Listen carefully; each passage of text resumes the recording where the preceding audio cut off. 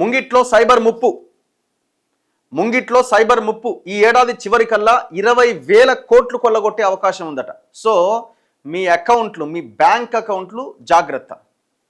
OTP చెప్పమని ఎవరు అడిగినా దయచేసి చెప్పకండి. ఓకే, అనవసరమైన లింకులు క్లిక్ చేయకండి. సో అప్పుడు మన అకౌంట్స్ వాడు ట్రాప్ చేసి వాటిని హ్యాక్ చేసి మన అకౌంట్లో ఉన్న డబ్బులు కొల్లగొడుతున్నారు. 2024తో పోలిస్తే 2025లో 76.5% మేర సైబర్ మోసాలు పెరుగుతాయని, సుమారు 2.5 మిలియన్ల ఫిర్యాదులు అందుతాయని క్లౌడ్సెక్ అనే ఒక సంస్థ అంచనా వేసిందట. అంటే ఆ స్థాయిలో విజృంభించడానికి రకరకాలుగా ప్రయత్నాలు చేసుకుంటున్నారు.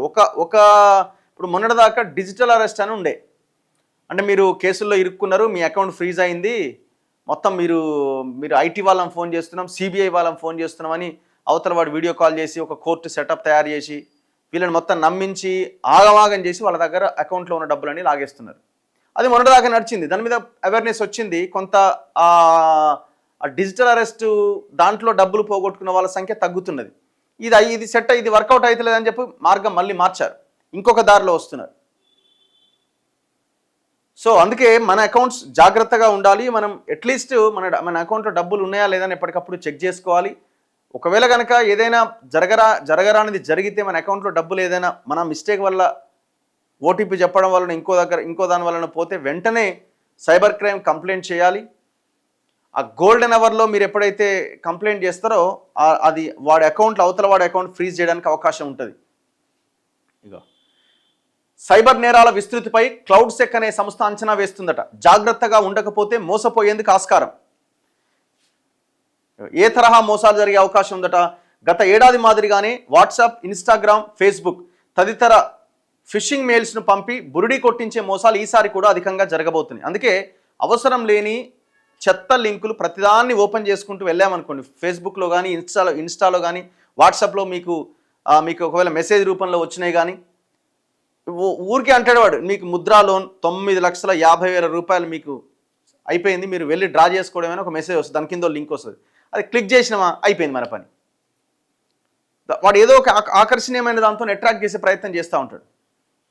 సో చాలామందికి ఈ లోన్ వచ్చింది, ఆ లోన్ వచ్చింది, ప్రీ అప్రూవ్డ్, ఉత్తగానే ఇస్తాం, మీకు డబుల్ అయిపోతుంది, మీరు ₹1,00,000 వేస్తే 2,00,000 అవుతుంది, 5,00,000 అవుతుంది, ఇట్లా రకరకాల ఆఫర్లతో మెసేజ్లు వస్తూ ఉంటాయి.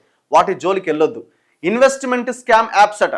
ప్రముఖ కంపెనీల పేరుతో యూట్యూబ్, టెలిగ్రామ్లలో నకిలీ యాప్లను సర్క్యులేట్ చేస్తారట. అంటే యాప్ అసలు నకిలీ యాప్ అనమాట. సో దయచేసి అలాంటి యాప్స్ని, ప్రతి ఒక్క యాప్ డౌన్లోడ్ చేసుకుంటూ వెళ్తే మోసపోతాం. Bank KYC, reward apps bank ఖాతాల యూజర్ నేమ్, పాస్వర్డ్, ఓటీపీ లాంటి క్రెడెన్షియల్ను తెలుసుకునేందుకు ఫోన్లు చేస్తారట, లేదా మెసేజ్లు పంపి మోసం చేస్తారట. అండ్ అందులో మన పాస్వర్డ్ కూడా, బ్యాంక్ పాస్వర్డ్ కూడా చాలా స్ట్రాంగ్ పాస్వర్డ్ పెట్టుకోవాలి. అంటే ఇంటర్నెట్ బ్యాంకింగ్ ఎవరైతే వాడుతున్నారో స్ట్రాంగ్ పాస్వర్డ్ పెట్టుకోవాలి. నకిలీ బిల్ పేమెంట్ యాప్లట. కరెంటు, నల్ల తదితర బిల్లుల చెల్లింపుల కోసం నకిలీ యాప్ల లింకులు పంపి మోసగిస్తారు. ఇట్లా కూడా మోసాలు జరుగుతున్నాయి. ఇప్పుడు మీరు ఏదైనా బుక్ చేసుకోవాలనుకోండి, ఇప్పుడు ఈ శ్రీశైలంలో గతంలో చాలా మోసాలు జరిగినాయి. శ్రీశైలంలో ఒక సత్రానికి సంబంధించి ఏదన్నా బుక్ చేసుకుందామని అంటే వాళ్ళు ఏం చేస్తారంటే అందులో గూగుల్లో సెర్చ్ చేస్తారు, పలానాది కొట్టి ఇట్లా సెర్చ్ చేయగానే ఒక నెంబర్ వస్తుంది, దాన్ని కాల్ చేయగానే అది నకిలీది. మీరు పంపించండి, నేను మీకు బుక్ చేసేస్తాను అంటాడు. డబ్బులు పంపిస్తా ఉంటే వాడు పంపించమని అడుగుతుంటాడు, రాలేదు మళ్ళీ పంపించండి, రాలేదు మళ్ళీ ఇట్లా మోసపోయిన వాళ్ళు చాలామంది ఉన్నారు. మళ్ళీ అక్కడికి వెళ్ళి ఎంక్వైరీ చేస్తే అది ఫేక్ అకౌంట్ అని వెళ్తుంది. సో అందుకే అన్ని జాగ్రత్తగా చూసుకోవాలి, అది వెబ్సైట్ నకిలీదా కాదా. ఇప్పుడు మనం ఏం చేస్తామంటే ఏదైనా అవసరం వచ్చినప్పుడు టక్మని గూగుల్కి పోయి ఒక 4 లైన్లు టైప్ చేస్తే రకరకాల లింకులు వస్తాయి. అందులో కొన్ని నకిలీ లింకులు కూడా ఉంటాయి, ఫేక్ లింక్స్ కూడా ఉంటాయి. ఆ ఫేక్ లింక్ మీద టచ్ చేసినా మీరు సేమ్ దాంట్లోకి వెళ్ళిపోయి మీరు డబ్బులు పోగొట్టుకుంటూ ఉంటారు. ఇది ఒరిజినలే అనుకుంటారు, మీకు కావాల్సింది బుక్ చేసుకుంటారు, కానీ అది డబ్బులు అవతలలోకి వెళ్ళిపోతే తప్ప అది బుక్ అవ్వదు, అది ఫేక్ అది. సో ఇట్లాంటివి చాలా జాగ్రత్తగా ఉండాలి. మీరు ఏదైనా మనీ ఖర్చు పెట్టాలి, ఏదైనా కొనుక్కోవాలి అన్నది కూడా ఇది నకిలీదా ఫేక్దా అన్నది చాలా జాగ్రత్తగా చెక్ చేసుకోవాలి. 2025లో ఎట్లా మోసాలు జరిగే అవకాశం ఉందట అంటే, బ్యాంకింగ్ అండ్ ఫైనాన్షియల్ సర్వీసెస్ మోసాలు దాదాపు 8,200 అట. అంటే అంచనా అనమాట ఇది.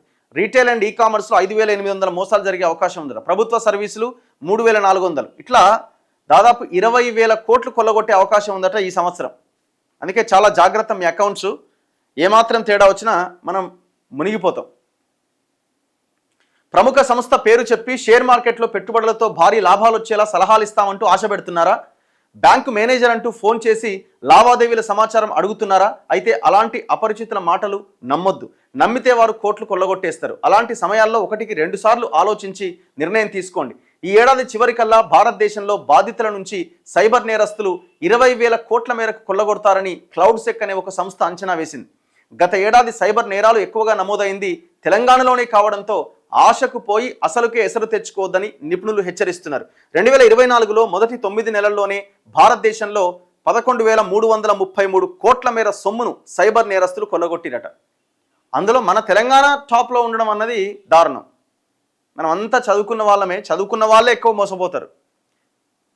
ఏమి చదువుకొని జనాలు ఈ ఎవడో ఇడా అని అంటారు. సరే అక్కడక్కడ మోసపోతుంటారు అనుకోండి, ఈ డబల్ వస్తాయి పైసలు అనేసరికి మనకి ఎక్కడ నినాశ వచ్చేస్తుంది. మరి అదేందో అర్థం కాదు. ఉత్తగా ఎందుకు ఇస్తారండి వాడు? సో చాలా జాగ్రత్తగా ఉండాలి. ప్రతి ఫోన్ కూడా అటెంప్ట్ చేయొద్దు అనవసరం.